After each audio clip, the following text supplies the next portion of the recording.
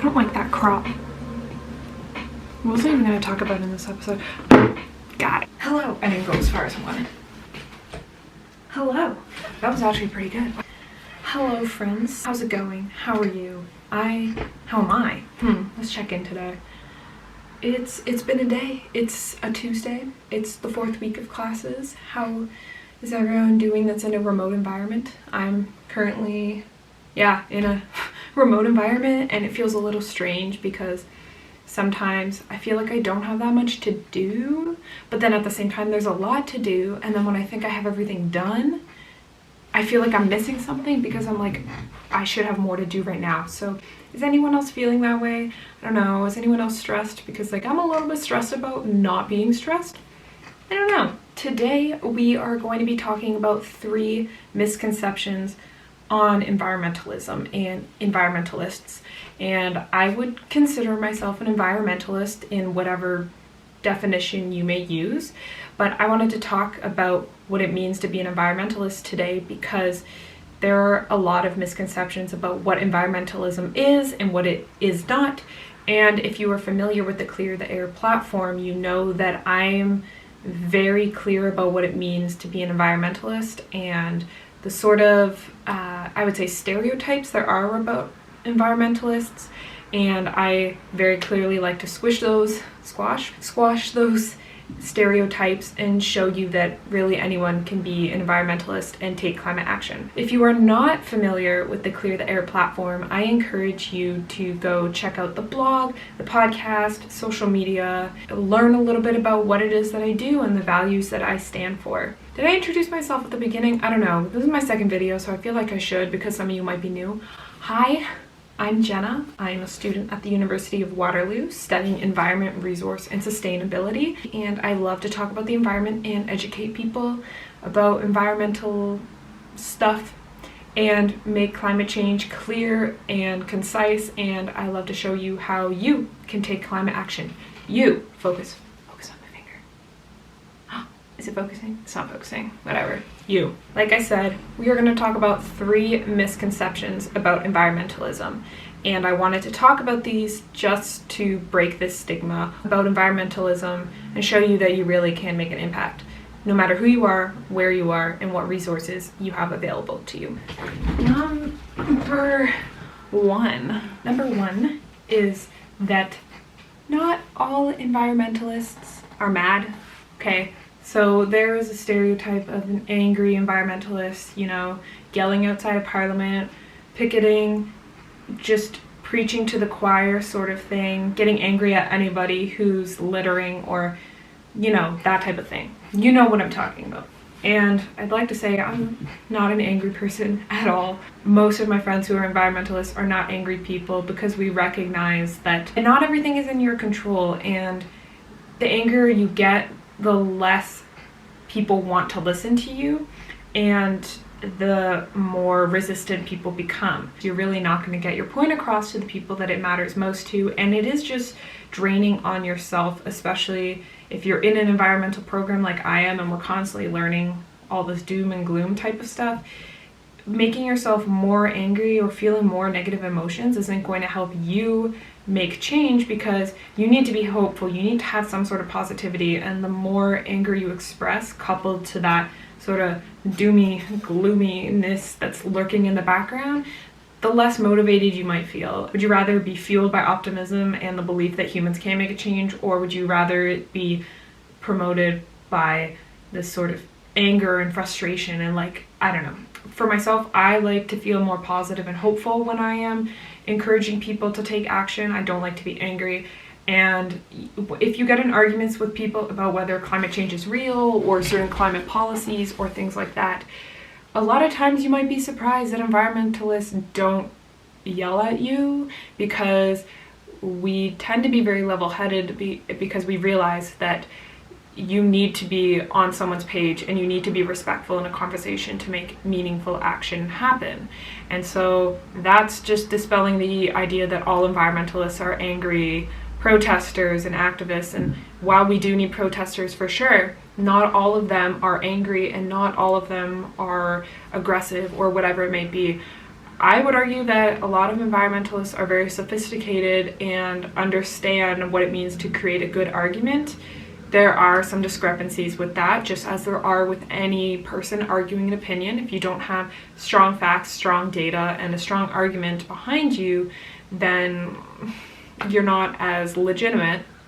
But yeah, I don't think that we are all that angry. I'm not an angry person, like I said. So if there's one person that proves that environmentalists aren't all that angry as you may think, number two. I touched on this a little bit at the beginning of number 1, but in the famous words of a social icon of the early 2000s, everyone makes mistakes, everyone has those days. What I'm trying to say is that not all environmentalists are perfect. I'm by no means perfect in anything that I share, anything that I do. I make a lot of mistakes. Do I live a totally zero waste lifestyle? Absolutely not. It's really difficult to live a zero waste lifestyle. I can be the first to say that. And I'm not saying that I'm not trying to live a lower zero waste lifestyle. It's just very difficult, and there's always going to be bumps in the road. Like, for instance, you order a Starbucks drink in your own mug or in a mug for the store, and they give it to you in a plastic cup anyways. But, you know, instead of throwing that out afterwards, you use it to hold your pens and pencils, or you use it for an art project or something like that. Or you want to start eating more plant-based meals, you're not entirely vegan or vegetarian, and you go out to a restaurant or you go to a family gathering and all they have are meat options. And you feel really bad about that because you've made this commitment to yourself to try these more sustainable behaviors, but in that scenario you can't do it, and so you beat yourself up. But what I'm trying to say is not every scenario is going to be in your favor, and so sometimes you will have to make an unfortunate compromise for sustainability, but that's okay. Everyone does it. Everyone has those times where you can't be as sustainable as you like, but that should not deter you. That should not discourage you from taking action after that, from moving on from that and saying even, okay, well, this situation happened. Why did it happen? And how can I avoid it in the future? And how can I help other people avoid it in the future? So just changing that mindset around mistakes. I like to see mistakes as learning opportunities. Even in school, if I do poorly on an assignment or a test or something, I will get clarification on it and make sure I learn for the next time what it is that I did wrong so that I improve. Mistakes are life learning opportunities, and it's just about the way that you view them, and you can use them to motivate you to improve in the future. And then when you do make those successes and you are able to overcome those barriers you once faced, you can look back and say, wow, look how much I've improved, or look how much those mistakes ended up benefiting me in the long run because I've grown as a person, as a student, as an environmentalist. I like water. Number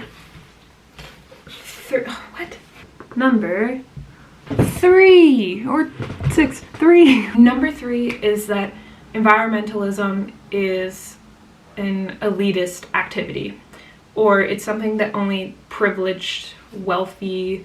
There's this misconception around who can be an environmentalist and who can live sustainably, in that we tend to see sustainability in terms of objects that you can buy that are sustainable, and so only the people who can afford those objects and only the people who have those objects or practice certain activities are sustainable, when this is not the case. So to illustrate that point, for instance, let's look at the zero waste movement, and I don't mean to pick on it at all, it's just there are a lot of really good examples from it just because it can be very challenging in certain situations.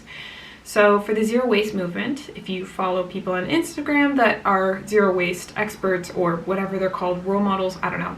If you follow those type of people, you will know that they tend to have products that are like, they'll have lots of nice glass mason jars, or they'll have expensive zero waste swaps for all old items that they used to use that were single use.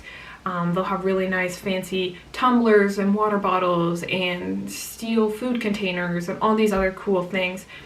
And then when you go look at the prices, it's like that, hello, I have no money, I'm a student. Or maybe you're in a single parent household, or maybe you are living in a high crime area, or you're working multiple jobs, like whatever it may be that is preventing you from pursuing that activity, you then associate that activity with the broader sustainability picture and say, well, I can't practice zero waste because I can't buy these items, and because I can't buy these items, I can't live sustainably. And so sustainability is not for me. We have gentrified the environmental movement and the climate action movement because we are now so focused on consumerism and materialism that we associate change with these objects, and if you can't afford them, you can't make change. When really anybody can live sustainably, anybody can take climate action, and you really don't need to buy anything to do it. So just a case in point, right now I am drinking out of a mason jar that once held pasta. Instead of buying cotton pads for taking makeup off, I use old t-shirts. I cut them up and I use them that way. Instead of going out and buying tote bags, I make my own, again, from t-shirts, or I will use ones that I get for free, or things like that. What I'm trying to say is that you don't need to be spending money, you don't need to be spending a lot of time to live sustainably. Anybody can be a sustainability activist. There is no definition, no criteria for what sustainability means. It really depends on the resources and the time that you have available to you and what is doable for you. So just remember that sustainability is flexible. It is not one clear thing, despite what social media might perceive it to be.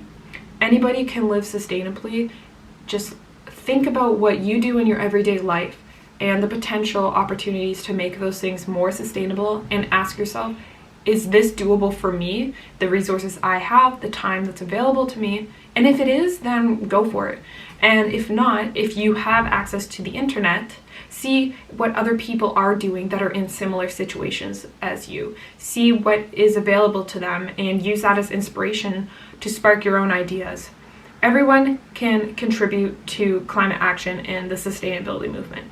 Just find out what works best for you and go with it. So that is it for my video on the 3 misconceptions around environmentalism and the environmental movement that I really needed to clarify, because nothing gets me, okay, I said I wasn't angry at the beginning, but nothing gets me more angry / frustrated than when I tell people that I'm in an environmental program in school, or that I'm really passionate about the environment, and they make these stigmatizing associations where they paint this image of a stereotypical environmentalist, activist, protester on me, and it's like, that's not me, that's not a lot of us.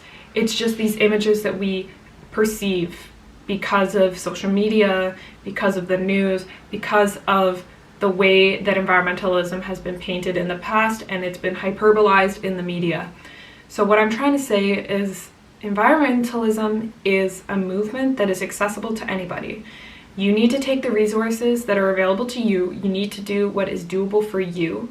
You can do it in a very level-headed way, and if anything, anger really takes away from your ability to commit to this movement, especially because environmentalism and climate action are very heavy problems to think about and to deal with. So making yourself feel these more negative emotions on an already emotionally heavy topic isn't going to help you. And don't expect to be perfect. I'm not perfect, and I would say that I've been really focusing on sustainability for 4 years now. I know people who have been practicing sustainability their whole life, and they would never consider themselves as a perfect environmentalist. So do what's best for you, accept the mistakes, and just go for it. Everybody can make a change starting right now. Also, I want to say thank you if you are watching this video or you checked out the first video and you subscribed. It really means a lot to me. I hope that this video is helpful for you, and I hope that the blog and the podcast and my social media is also helpful for you. Again, if you haven't checked those out, make sure to check them out below.